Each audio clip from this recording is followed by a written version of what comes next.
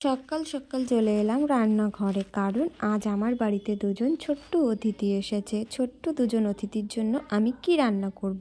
তো ওদের জন্য আমি রান্না করে নিচ্ছি 4টে ডিম, কারণ আমার ফ্রিজে 4টে ডিম ছিল আর কিছু চিংড়ি মাছ ছিল।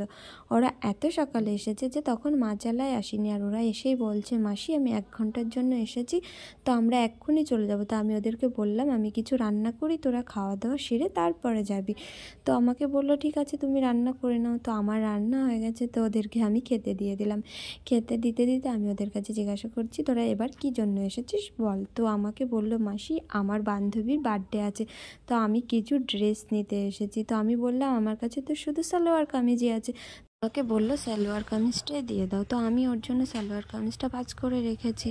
তো তোমাদের বাড়িতে এরকম অতিথি আসলে তোমরা ঝটপট কি রান্না করে দাও, আমাকে অবশ্যই কমেন্টে জানিও। ও লাইক কমেন্ট শেয়ার ও চ্যানেলটি সাবস্ক্রাইব করে দিও।